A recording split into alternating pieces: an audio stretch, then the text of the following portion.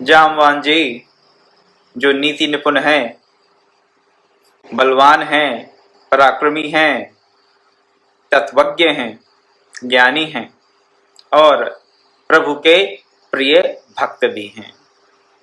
प्रभु के प्रिय भक्त होने के कारण ही उनको संत श्री नाभादास जी ने भक्तमाल में हरिवल्लभ भक्तों के अंतर्गत उनकी गणना की गई, उनको स्थान दिया गया। पिछले कुछ दिनों में आपके समक्ष उनके बल का, उनकी नीति निपुणता का, उनके पराक्रम का, उनके तत्वज्ञान का और उनकी प्रभु चरणों में, भगवान श्री राम के चरणों में निष्ठा का आपके समक्ष मैंने थोड़ा सा व्याख्यान दिया। त्रेता में राम और द्वापर में कृष्ण, भगवान का अवतरण नराकार में हुआ 2 बार इस चतुर्युगी में। निराकार भगवान नराकार हो गए। अब प्रसंग है उस समय का जब 6 महीनों से भी अधिक समय सब वानर और राक्षस और अन्य मित्र, भगवान श्री राम के मित्र, उनको सबको भगवान श्री राम के साथ अयोध्या जी में रहते हुए 6 महीने से ऊपर का समय हो गया था। 6 महीने कैसे निकले, किस प्रकार और कितनी जल्दी, इसका किसी को भान ही नहीं रहा। 6 महीनों के समय का किसी को भान ही नहीं रहा। सुख में समय इसी प्रकार व्यतीत होता है। सुख में समय हो तो पूरी आयु निकल जाती है और तो भी यही लगता है व्यक्ति को कि अरे इतना समय कैसे निकल गया, समय का भान नहीं रहता। तो इन सब राम भक्तों को भी समय का भान नहीं रहा। वहां पर अयोध्या में रहते रहते 6 महीने निकल गए और तब भगवान श्री राम ने कहा अपने अपने घरों को जाओ, जहां जाओ अपने अपने घरों को जाओ, जहां भी जाओ, जहां भी रहो, मेरा स्मरण करते रहना। और अगर मेरा स्मरण करते रहोगे तो मैं तुम्हारे सदा सर्वदा पास ही होऊंगा। अपने अपने घरों को जाओ। ये सुनते ही सबके हाथ पांव फूलने लगे। प्रभु से वियोग अत्यंत कष्टप्रद, उनके लिए विशेषकर प्रभु का वियोग। प्रभु से कभी वियोग होता नहीं, परंतु इस स्थूल जगत में, इस साकार जगत में तो संयोग वियोग के द्वंद्व तो चलते रहते हैं। तो जब भगवान ने कहा अपने अपने घरों को जाओ, ऋक्षराज जामवान जी तो जाने को तैयार नहीं थे। कहते मैं नहीं जाऊंगा, मैं आपके चरण कमलों को छोड़कर नहीं जाऊंगा। ब्रह्मा जी के अवतार, ब्रह्मा जी के अंशावतार ऋक्षराज जामवान नहीं जाना चाहते थे। बहुत प्रकार से वार्तालाप हुआ भगवान और उनके प्रिय भक्त श्री जामवान जी के बीच में और निष्कर्ष ये निकला कि जामवान जी तभी जाएंगे, जामवान जी तभी जाने को तैयार हुए जब भगवान राम ने उनको ये वचन दिया कि द्वापर में मैं पुनः तुम्हें आकर मिलूंगा, साकार रूप में द्वापर में मैं पुनः तुम्हें आके मिलूंगा। इस वचन को प्राप्त करने के पश्चात ही जामवान अयोध्या जी से निकलकर अपने घर को गए। अयोध्या जी से निकलकर अपने घर को चले गए जामवान जी इस आशा के साथ, इस आस्था के साथ, प्रभु के वचन में उनकी अटूट आस्था थी कि अब प्रभु ने कहा है तो वो मुझे अवश्य दोबारा साकार रूप में मिलेंगे। इस आशा के साथ वो अपना जीवन व्यतीत करने लगे।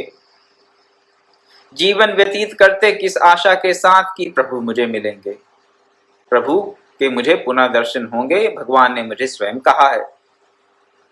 अब जब ये मंत्र नित्य निरंतर चलता रहेगा मन में कि हाँ भगवान ने मुझे कहा है वो मुझे मिलेंगे, भगवान मुझे मिलेंगे, भगवान मुझे मिलेंगे, पूर्ण आस्था के साथ, पूरी श्रद्धा के साथ जब इस बात का चिंतन होता रहेगा तो भगवान के नाम रूप लीला धाम का तो नित्य निरंतर स्मरण स्वतः होता रहेगा। भगवान के नाम रूप लीला धाम का स्मरण तो स्वतः होता रहेगा अगर हमारे मन में ये अटूट श्रद्धा हो कि प्रभु हमें अवश्य मिलेंगे ही। प्रभु भक्त वत्सल हैं और अगर हम प्रभु के भक्त हैं तो प्रभु को हमसे आकर मिलना ही होगा। ऐसी आस्था श्री जामवान जी के मन में है और इसीलिए उनका स्थान हरिवल्लभ भक्तों में है, प्रभु के प्यारे भक्तों में है। हमारी क्या है ऐसी आस्था अभी कि प्रभु अवश्य मिलेंगे ही मिलेंगे? ऐसी हमारी कन्विक्शन, स्ट्रॉन्ग कन्विक्शन है क्या? थोड़ा विचार करें।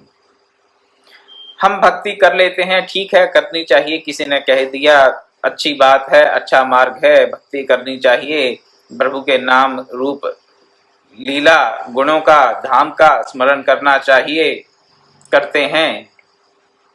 परंतु ऐसी आस्था हमारी नहीं बनती कि प्रभु मिलेंगे ही मिलेंगे। मन में संशय आ ही जाते हैं कई बार। क्या भगवान हमारी तरफ देख भी रहे हैं कि नहीं देख रहे? क्या भगवान को पता है कि हम कितना जप कर रहे हैं, कितनी साधना कर रहे हैं, नहीं कर रहे? क्या भगवान हमें मिलेंगे? क्या प्रभु प्राप्ति, क्या प्रभु के प्रेम की प्राप्ति हमें कभी होगी कि नहीं होगी? ये संशय बने रहते हैं। कभी कभी अपने दुर्गुणों का विचार करके संशय आ जाते हैं कि हम में तो ये योग्यता है नहीं, हम में तो भारी भरकम दुर्गुण भरे पड़े हैं, तो हमसे तो ना ठीक से भजन होगा, ना ठीक से भजन होता है, ठीक से कुछ भक्ति का किसी भी प्रकार का साधन हम नहीं अपना पाते हैं, तो हमें भगवान कहाँ से मिलेंगे? संशय आत्मा विनश्यति, भगवान ने कहा गीता में, जो संशय आत्मा है उसका नाश हो जाता है। जिसके मन में संशय है उसका नाश हो जाता है। संशय आत्मा विनश्यति। तो अगर हमारे मन में भी संशय है, हरिओम, अगर हमारे मन में भी संशय है तो फिर भक्ति के मार्ग पर, साधन के पथ पर हमारी जो सफलता है वो भी संशयात्मक ही है। मन में अगर संशय लेकर कोई कार्य करेंगे कि पता नहीं होगा कि नहीं, तो वो फिर सही में पता नहीं कि होगा कि नहीं, ये स्थिति हो जाती है। जामवान जी के मन में ऐसा कोई संशय नहीं। भगवान ने स्वयं कहा, अच्छा तुम जाओ जामवान, तुम जाओ, मैं अवश्य तुम्हें द्वापर में दर्शन दूंगा, तुमसे मेरी फिर भेंट होगी साकार रूप में, तुम जाकर अपने निवास स्थान पर नियम पूर्वक जीवन व्यतीत करो। बहुत बड़ी कृपा है कि भगवान स्वयं कह रहे हैं कि मैं तुम्हें दोबारा आके मिलूंगा, मैं मिलूंगा और अवश्य मिलूंगा। कृपा, अपार कृपा। और उस कृपा प्रसाद के चलते इस दृढ़ आस्था के साथ कि भगवान दोबारा मिलेंगे, जामवंत जी ने पूरा जो शेष त्रेता था उसे तो बिता ही दिया और पूरे का पूरा द्वापर युग भी बिता दिया इसी चिंतन के साथ कि भगवान हमें मिलेंगे। पूरा का पूरा द्वापर युग, बहुत बड़े बड़े युग होते हैं हमारे यहाँ, लाखों लाखों वर्ष के, लाखों लाखों वर्ष के होते हैं युग हमारे यहाँ। कलयुग सबसे छोटा है और वो भी 4,32,000 साल का है। सबसे छोटा कलयुग भी 4,32,000 साल का है। और थोड़ा अगर मैथ्स कर लें, यहाँ पर थोड़ा गणित बिठा लें, तो कलयुग से डबल, कलयुग से दुगना होता है द्वापर, द्वापर से डबल, द्वापर से दुगना होता है त्रेता, और त्रेता से दुगना, त्रेता से डबल लेंथ का, दुगने सालों का होता है कृतयुग या सतयुग। लाखों वर्ष का हिसाब है और लाखों वर्ष तक जामवान जी अपने प्रभु के चिंतन में निमग्न रहते हुए उनकी प्रतीक्षा करते रहे। हमें तो कुछ घंटों की प्रतीक्षा बहुत कठिन जान पड़ती है। आस्था का अभाव है और कुछ नहीं। आस्था का अभाव, आस्था हो, अटूट श्रद्धा हो गुरु के वचनों में, शास्त्र में अगर अटूट श्रद्धा हो तो प्रभु मिल जाते हैं। इतनी कोई मुश्किल बात नहीं है। मुश्किल क्यों लगती है हमें? हमने इसको क्यों मुश्किल बना रखा है? श्रद्धा नहीं, संशय। इस संशय का निराकरण करें। इन संशयों के निराकरण के लिए ही मैं आप सबसे निवेदन करता हूं कि नित्य निरंतर आप कथा श्रवण करें। अगर कथा श्रवण करेंगे और कथा के तत्व को समझेंगे तो संशय स्वयं ही नाश को प्राप्त हो जाएंगे। श्रद्धा पूर्वक कथा श्रवण से कथा भी ऐसी हो जिसमें तत्व ज्ञान हो, जिसमें शास्त्र का जो गूढ़ ज्ञान है वो आपके सामने प्रस्तुत किया जा सके और आप उसको ग्रहण कर सकें, तो अवश्य ही सब संशयों का नाश हो जाएगा। सब संशयों का नाश हो जाएगा। और जब संशय रहित मन के साथ साधन करेंगे, संशय रहित विदाउट एनी डाउट, परम पूज्य गुरुदेव ब्रह्म ऋषि विश्वात्मा बावरा जी कहा करते थे, डाउटलेस नॉलेज। नॉलेज हो लेकिन डाउटलेस हो, ज्ञान हो लेकिन संशय रहित हो। तो संशय रहित ज्ञान हमें सत्संग से प्राप्त होता है।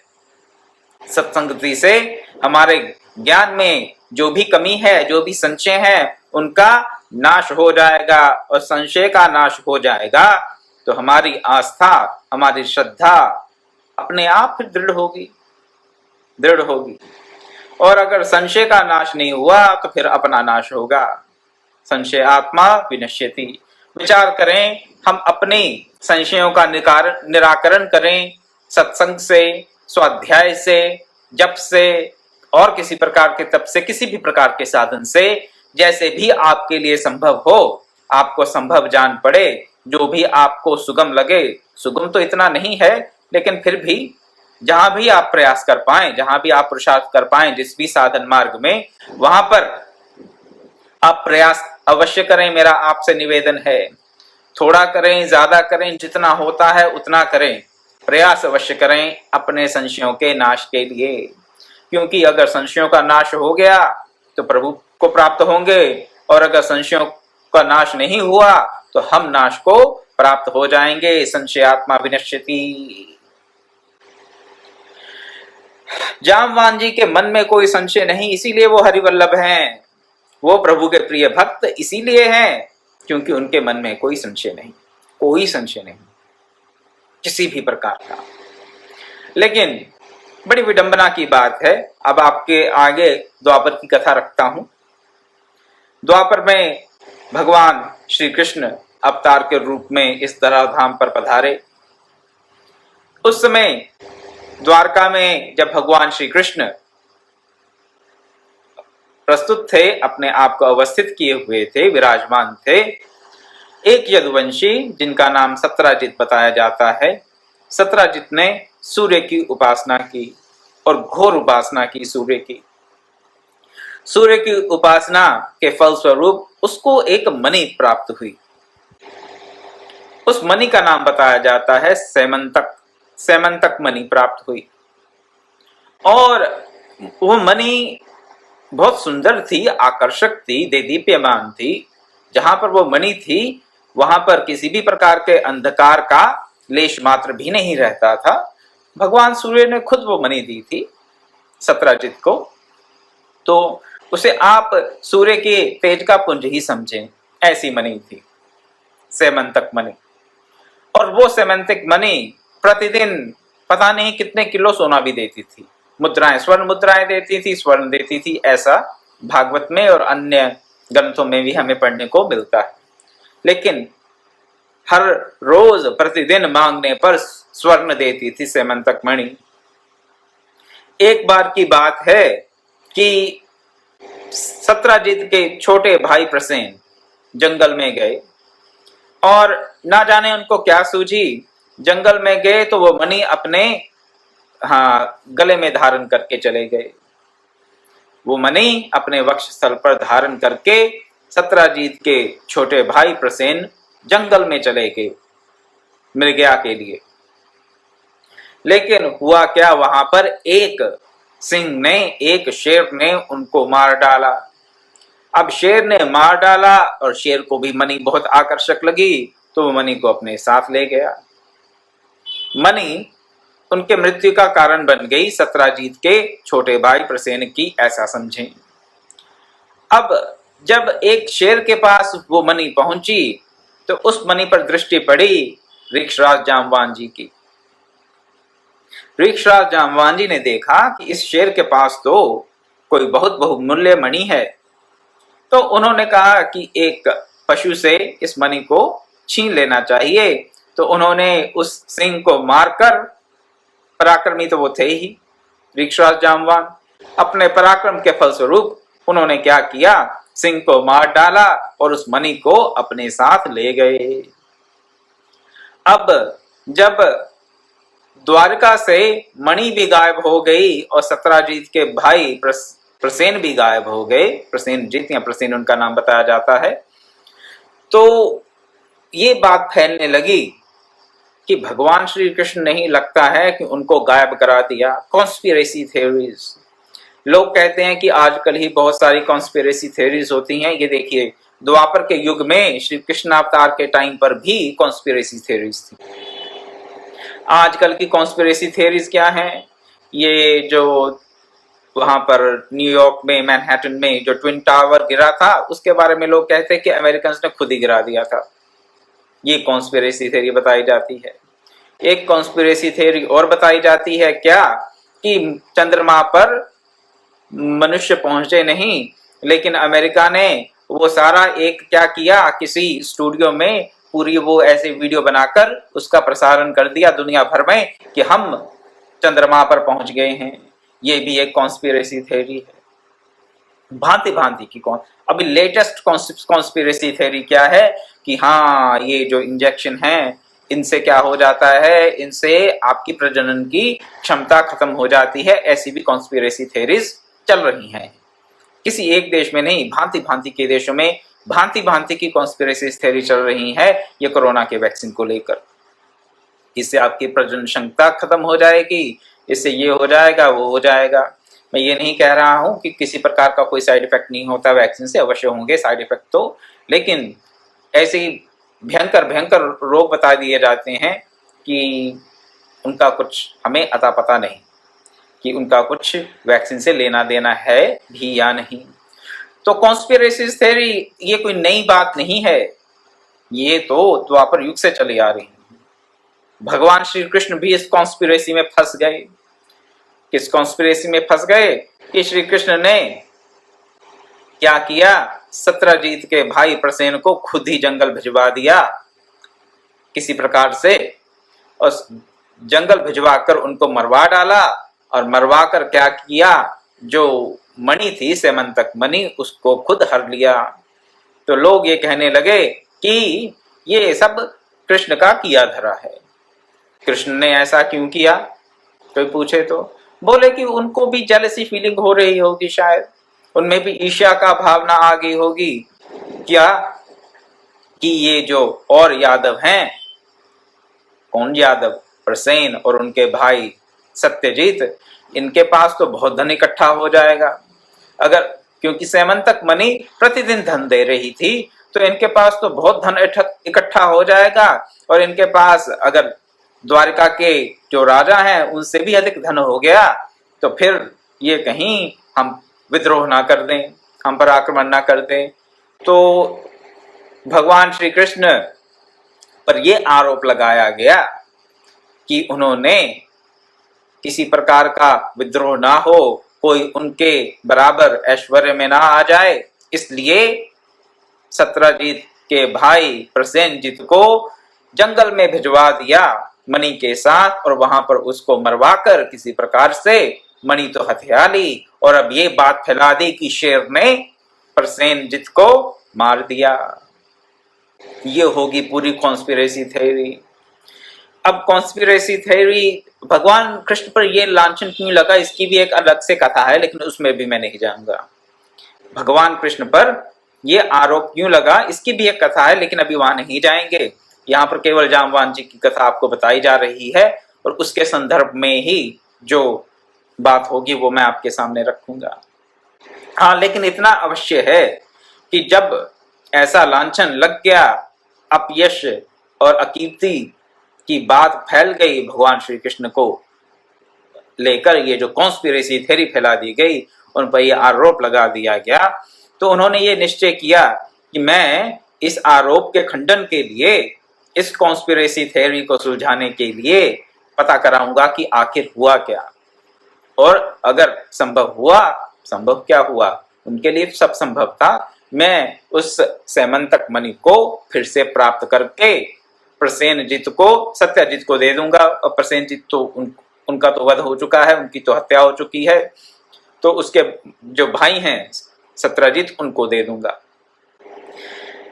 अब बात ये है कि भगवान श्री कृष्ण तो लीला पुरुषोत्तम हैं, लीला करनी है उन्हें, और उस लीला के चलते ही उन्होंने ये सारा घटनाक्रम रच दिया। कारण क्या क्या रहा इसमें, जो मेन रीजन था, जो विशेष कारण था इसमें, वो ये था कि उन्होंने त्रेता में जो अपने भक्त से वचन दिया था कि मैं तुम्हें द्वापर में आके दर्शन दूंगा, रीक्षा जामवान को उन्होंने दर्शन देने थे, उसके चलते ये पूरा खेल रचा गया, पूरी लीला हुई। इसका विशेष कारण ये था, और भी कई कारण थे, लेकिन विशेष कारण ये रहा। अब भगवान श्री कृष्ण को तो क्या किसी प्रकार के लांछन से, किसी प्रकार के आरोप से कोई अंतर पड़ता है? उनको तो रणछोड़ भी कहा गया, तो क्या अपने आप को रणछोड़ के नाम से बचाने के लिए वो रण में वापस कूद गए? नहीं, ऐसा नहीं हुआ। लोगों ने रणछोड़ कह दिया तो कह दिया, उनको तो कोई अंतर पड़ता नहीं। लेकिन यहाँ पर लोक मर्यादा की प्रतिष्ठा के लिए वो ऐसा बता रहे हैं कि मेरे पर ये जो लांछन लगा है उसका मैं निराकरण कर दूंगा, इस कॉन्स्पिरेसी थ्योरी की गुत्थी को मैं सुलझा दूंगा, ताकि ये मेरे पर जो आरोप लगा है उसको मैं धो सकूं। अब ऐसा क्यों किया उन्होंने? किया इसलिए क्योंकि उन्होंने जो गीता में कहा वो फिर उनको अपने जीवन में करना भी था। गीता में भगवान ने अर्जुन से क्या कहा, ये दूसरे अध्याय का 34वां श्लोक है। अकीर्तिम चापि भूतानि कथिष्यन्ति ते विवाम संभावितस्य चाकीर्तिः मरणादतिरिच्यते। जो अकीर्ति है तुम्हारी फैल जाए, अर्जुन को बोलते हैं, अर्जुन तुम्हारी अकीर्ति सर्वत्र फैल जाएगी अगर तुम युद्ध नहीं करोगे। तो जब अर्जुन ने कह दिया कि मैं युद्ध नहीं करूंगा, तो युद्ध के लिए उनको तैयार करने के लिए जो कुछ भी कहा उन्होंने, उनमें से एक बात ये भी कही कि अगर तुम्हारी अकीर्ति फैल गई युद्ध ना करने के कारण, युद्ध से पीछे हटने के कारण, अगर तुम्हारी अकीर्ति फैल गई तो वो तो तुम्हारे लिए मृत्यु से भी ज्यादा दुखदायी होगी। क्यों? संभावितस्य चाकीर्ति मरणादिति रिच्यते। जो संभावित है, जो प्रतिष्ठित व्यक्ति है, उसके लिए अपकीर्ति जो है, अपयश है, वो तो मरण से भी नीच बताया गया, निम्न बताया गया। मरना श्रेष्ठ है और अपकीर्ति बदतर है। तो अब अपकीर्ति को मिटाने के लिए भगवान श्री कृष्ण ने पता कराने के लिए कि सैमंतक मणि कहाँ है, वो खुद ही चले जाते हैं। केवल उनकी बात नहीं है, यहाँ पर त्रेता में उन्होंने भी ये कहा है, केवल द्वापर में ही गीता में कहा ऐसी बात नहीं, त्रेता में उन्होंने अपने रामचरित में भी ये बात कही। तुलसीदास जी क्या कहते हैं, संभावित कहूं अपजस लाहू मरण कोटि सम दारुण दाहू। वही बात कह रहे हैं वो यहाँ पर भगवान श्री कृष्ण के रूप में अपने सखा, अपने शिष्य अर्जुन को कह रहे हैं, और रामावतार में अपने पिता महाराज दशरथ जी से कह रहे हैं। बात वही कह रहे हैं। अगर हम समझ जाएं तो क्या नीति की बात बता रहे हैं, लोक नीति की बात। लोक नीति की बात यह है कि प्रतिष्ठित व्यक्ति के लिए जो अपयश है वो मरने से 100 गुना बदतर है या 100 मृत्युओं के बराबर है, ऐसा समझ लीजिए। अब कीर्ति फैली तो भगवान श्री कृष्ण खुद निकले पता करने के लिए कि सैमंतक मणि है कहाँ। अब पता करते करते, मणि का अन्वेषण करते करते उस यात्रा में पहुंच गए। यहाँ पे मणि थी, और मणि कहाँ थी? जामवान जी का एक छोटा सा पुत्र पालने में खेल रहा था। छोटा सा पुत्र पालने में खेल रहा था शिशु अवस्था में। और किससे खेल रहा था? सैमंतक मणि से। अब सैमंतक मणि जब देखी भगवान ने वहां पर, तो वहां पर पहुंच गए और सैमंतक मणि को का हरण करने लगे और उसको छीनने लगे।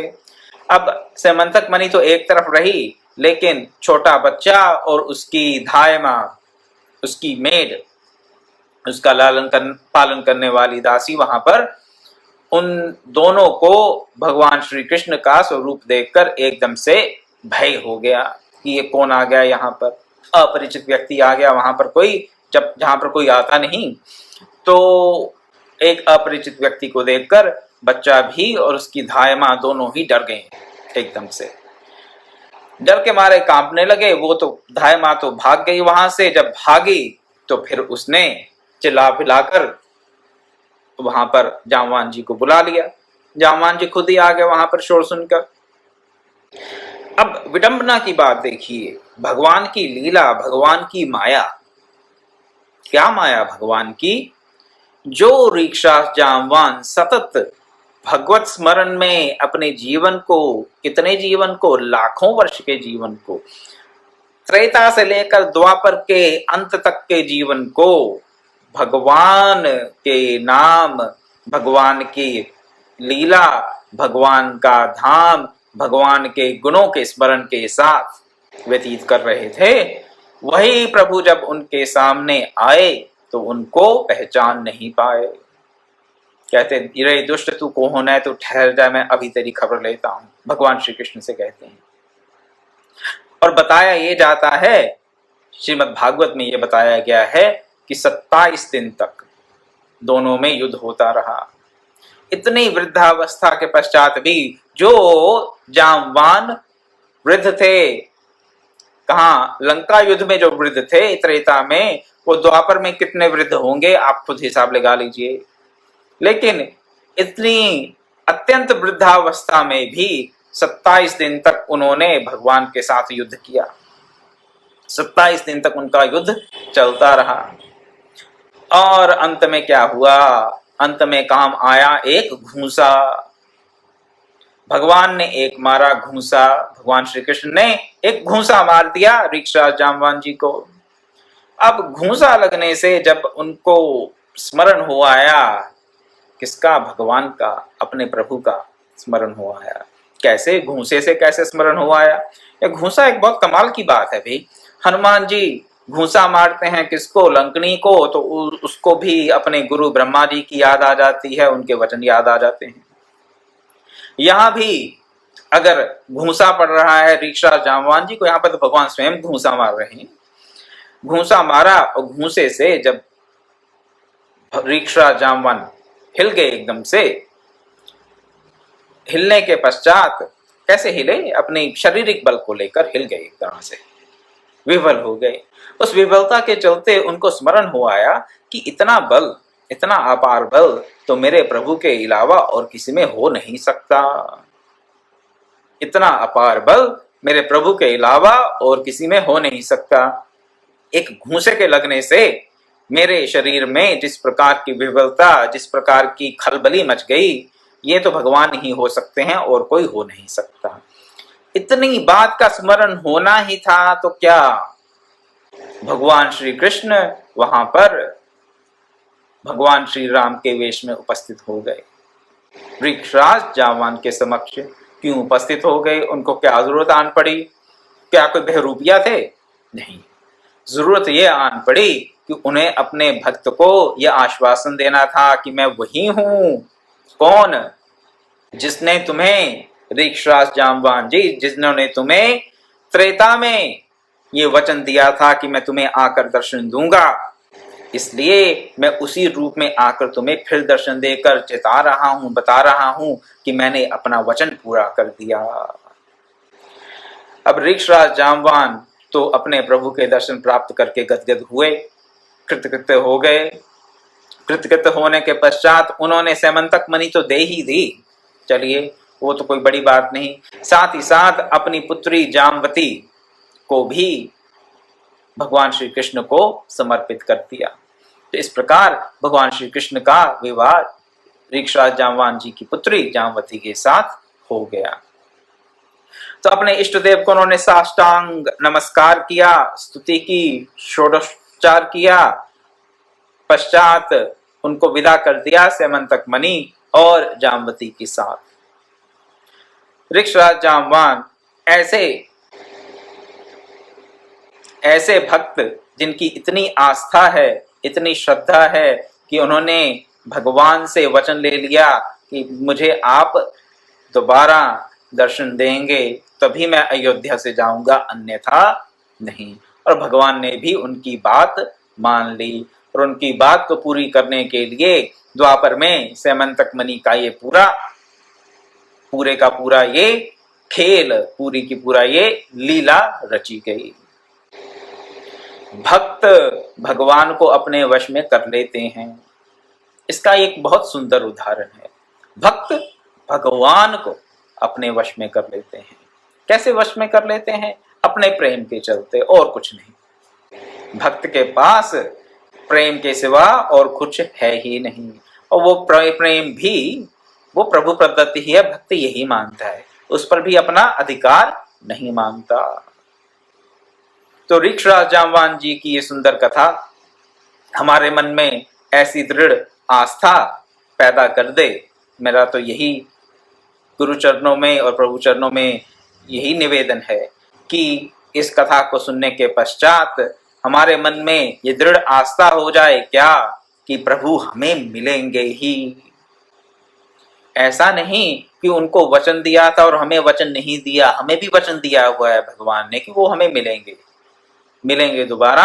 ये वचन उन्होंने हम सबको दे रखा है, हमें याद नहीं वो अलग बात है, लेकिन भगवान का ये वचन जो है कि मैं पुनः तुम्हें मिलूंगा, ऋक्षराज जाम्बवान के लिए भी सत्य है और हमारे लिए भी सत्य है। हम भूल गए अलग बात है, ऋक्षराज जाम्बवान नहीं भूले और उस अटल आस्था के साथ वो प्रभु की भक्ति में उन्होंने लाखों वर्ष व्यतीत कर दिए। हम भी धैर्य के साथ और आस्था के साथ प्रभु की भक्ति में अपने जीवन को लीन रखें, क्या सोचते हुए कि प्रभु दर्शन देंगे ही, प्रभु की प्राप्ति, प्रभु के चरणों का सानिध्य, भगवत प्रेम की प्राप्ति होगी ही बिना किसी संशय के। तो अवश्य हम प्रभु को प्राप्त कर लेंगे। हम क्या प्रभु को प्राप्त कर लेंगे? प्रभु ही खुद अपने आप को हमें प्राप्त करा लेंगे। इतनी सी बात है। आस्था के साथ और श्रद्धा के साथ हम नित्य निरंतर भगवान का स्मरण रखें। श्री जाम्बवान जी की सुंदर कथा और सुंदर भाव को अपने मन के भीतर अवस्थित करने के प्रयास के साथ साथ मैं अपनी वाणी को अभी आज यहीं विराम देता हूं। कल मिलेंगे तो श्री सुग्रीव जी की कथा का शुभारंभ किया जाएगा। ओम पूर्णमदः पूर्णमिदं पूर्णात् पूर्णमुदच्यते पूर्णस्य पूर्णमादाय पूर्णमेवावशिष्यते। ओम शांति शांति शांति। हरि ओम तत्सत्।